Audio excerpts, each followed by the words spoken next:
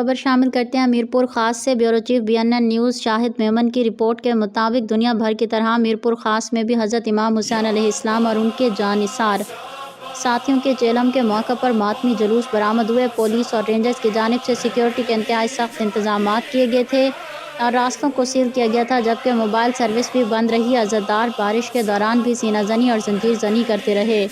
پہلا ماتمی جلوس حیدری مسجد و امام بارگاہ سیٹلائٹ ٹاؤن سے اعجاز رضوی، ظہیر الحسن نجمی، سید طلعت رضا اور دیگر کی قیادت میں برآمد ہوا۔ جلوس میں قبل مجلس عزا منعقد کی گئی، جس میں مولانا سید ضیاء حیدر نقوی نے خطاب کیا۔ جلوس کے تمام شرکا تمام راستے خوانی اور سینہ زنی کرتے رہے۔ جلوس اپنے روایتی راستوں سے گزرتا ہوا واپس اسی مقام پر ختم ہوا۔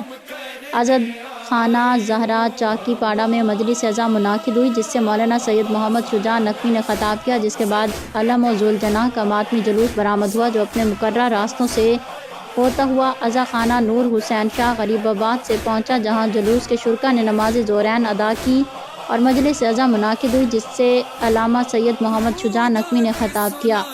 مجلس کے بعد ماتمی جلوس برآمد ہوا، جو اپنے مقررہ راستوں سے گزرتا ہوا اسٹیشن چوک پر عزا خانہ مولوی نوازش علی نقوی پہنچا۔ بخاری پڑ سے علم و ذوالجناح کا ماتمی جلوس برآمد ہوا اور تمام جلوس اسٹیشن چوک پر پہنچ کر مرکزی جلوس میں شامل ہو گئے۔ جلوسوں کی قیادت سید حمزہ نقوی، سید صغیر حسین نقوی، سید تحسین کاظمی، شاہ بخش بلوچ، سید عون کاظمی اور دیگر کر رہے تھے۔ عزادار بارش کے دوران سینہ زنی اور زنجیر زنی کرتے رہے۔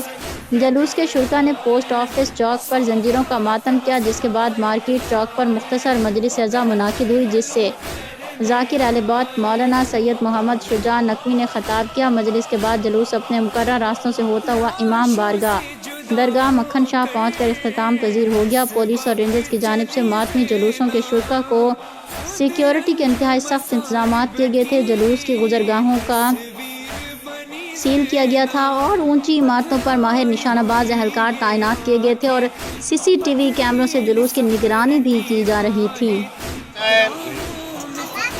یہاں پر نہ کسی کو برا بھلا کہا جاتا ہے، نہ کسی کی دل آزاری کی جاتی ہے اور نہ ہی یہاں پر کسی کو کافر کہا جاتا ہے۔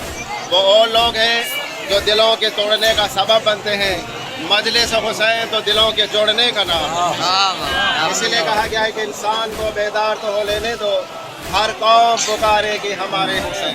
لیکن پتہ ہونا چاہیے وہ کون لوگ تھے جس نے امام حسین علیہ السلام کو شہید کر دیا۔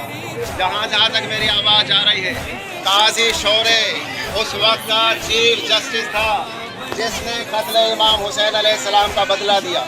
آج جو چیف جسٹس ہے، اس زمانے کا چیف جسٹس جسے قاضی شورے کہا جاتا تھا، اس نے مولا امام حسین علیہ السلام کے قتل کا فتویٰ دیا۔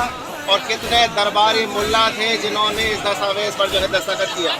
معلوم ہونا چاہیے لا الہ الا اللہ محمد رسول اللہ پڑھنے والے مسلمانوں نے علی کے گھر کو ایسا لوٹا یہ پھر گھر آباد نہ ہو سکا۔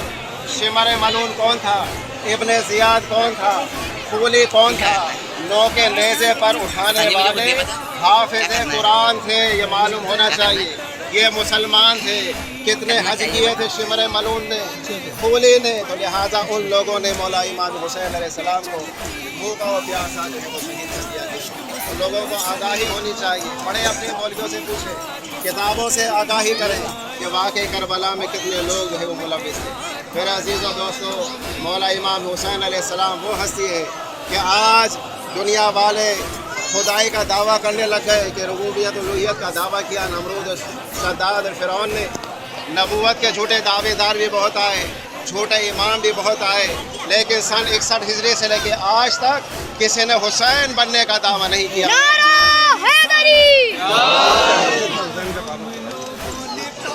عزیزان محترم، امام حسین علیہ السلام کون ہے؟